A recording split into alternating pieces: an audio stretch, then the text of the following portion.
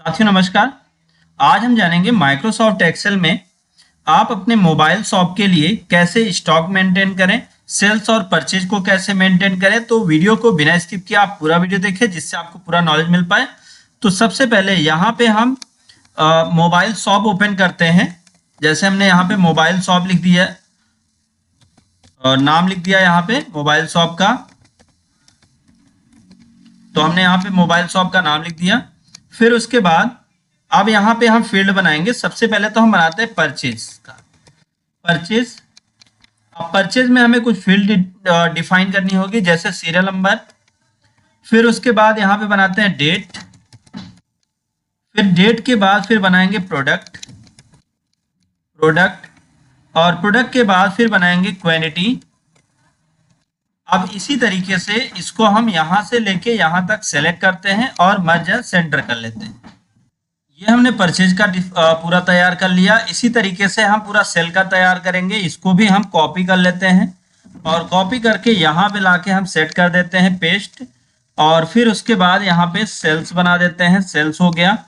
और सेल्स के बाद अब फिर बात आती है स्टॉक की। तो हमारे पास स्टॉक क्या है, सेलेक्ट करते हैं और इसको भी यहाँ पे पेस्ट कर देते हैं और यहाँ पे हम लिख देते हैं स्टॉक बना लिया। तो स्टॉक बनाने में अब देखिए यहाँ पे एक चीज समझिएगा, प्रोडक्ट और क्वांटिटी कितनी स्टॉक में बची हुई है। और एक चीज हम यहाँ पे और इंक्लूड करते हैं और वो है रीमार्क में हम ऐड करेंगे कि अभी प्रोडक्ट मंगाना है या नहीं मंगाना। तो ये हमने सेट कर लिया। और फिर अब हम यहां से लेके यहां तक इसको सेलेक्ट करते हैं। सेलेक्ट करके इसके फॉन्ट साइज को हम थोड़ा बढ़ा लेंगे जिससे ये थोड़ा डिफरेंट लगे। और ये जो हमारा नाम है टाइटल, इसको भी हम थोड़ा बड़ा कर लेंगे। सबसे पहले सेलेक्ट करके मर्ज एंड सेंटर, फॉन्ट साइज को बड़ा करेंगे। बड़ा करके यहां से इसको बोल्ड करते हैं और फॉन्ट के लुक को चेंज करते हैं जिससे फॉन्ट देखने में अच्छा लगे। फिर आपका ये एरिया है, इस एरिया को आप सेलेक्ट करें, इसको आप सेंटर में कर दीजिए। सेंटर में करने के बाद इसकी साइज को भी थोड़ा बड़ा करके बोल्ड कर लीजिए। ये पूरा का पूरा सेट हो गया। अब हमें एक्स्ट्रा कुछ करने की जरूरत नहीं। यहां से लेके यहां तक जहां तक आप एंट्री करना चाहते हैं आप सेलेक्ट कर लीजिएगा। तो चलिए मैं यहाँ पे ज्यादा एंट्री नहीं करता हूँ, कुछ ही एंट्री करके आपको दिखाता हूँ, जैसे 4-6 एंट्री, और बाकी जो है वैसे ही ड्रैग कर दूंगा तो आपको चीजें समझ में आ जाएंगी। तो इसको हमने सेलेक्ट कर लिया। सेलेक्ट करके इस पे हम ऑल बॉर्डर लगाते हैं। होम टैब में मिल जाएगा बॉर्डर, ऑल बॉर्डर हमने कर दिया।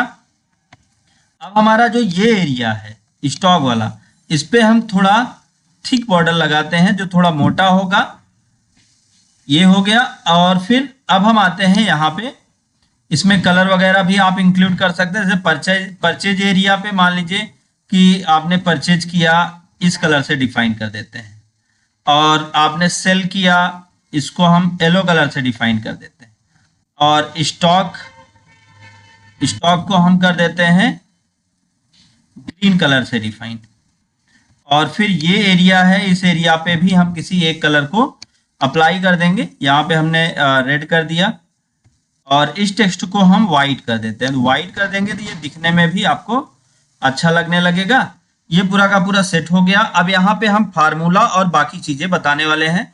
तो सबसे पहले तो हम यहाँ पे एंट्री करेंगे सीरियल नंबर की। तो सीरियल नंबर 1 2 3 आपको जितनी एंट्री करनी है आप क्लिक करके ड्रैग करिए। ड्रैग करने के बाद यहाँ कॉर्नर पे आके फिल सीरीज कर दीजिए तो ऑटोमेटिक यहाँ पे नंबर आ जाएगा।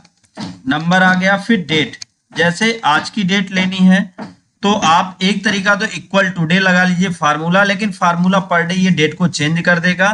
तो मान लीजिए कि आज की डेट हो गई 29, तो हम कर देते हैं 29। मंथ कौन सा है और ईयर कौन सा है ये आपने ऐड कर दिया। और आज ही के दिन अगर आपने पूरा खरीदा तो इसको पूरा ड्रैग कर दें, नहीं तो आप डेट को अपने अकॉर्डिंग चेंज कर सकते हैं।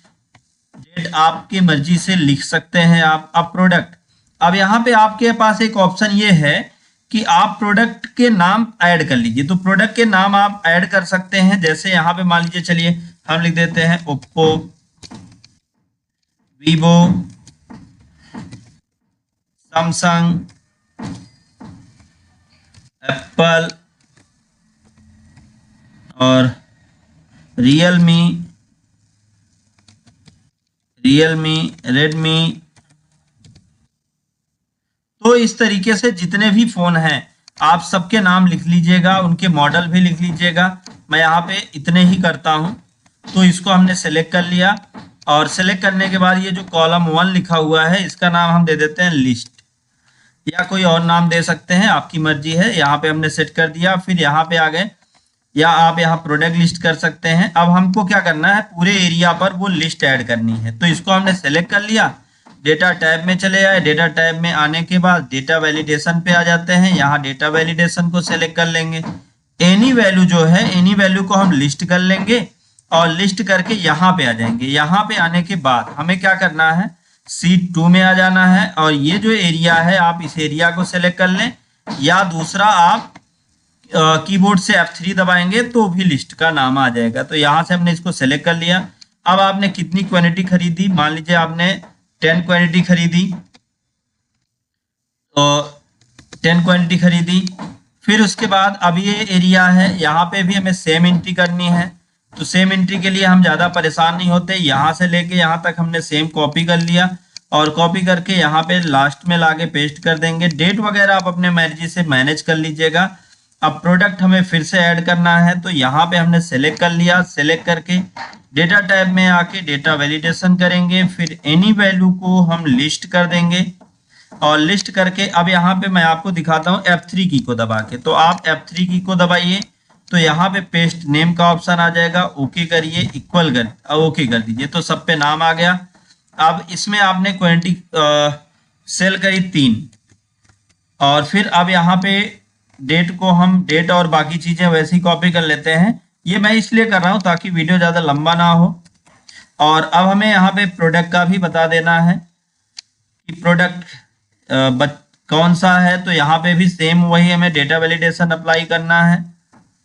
तो हमने ये डेटा वैलिडेशन को सेलेक्ट किया। यहाँ पे हम इक्वल लिस्ट टाइप कर देंगे तब भी हो जाएगा। ओके कर देते हैं तो भी यहाँ पे देख लीजिए आपकी लिस्ट आ गई। अब क्वांटिटी कितना बचा तो आप इक्वल करें। इक्वल करने के बाद आपका परचेज क्वांटिटी माइनस कर दें सेल क्वांटिटी को, तो ये ऑटोमेटिक बैलेंस आ जाएगा।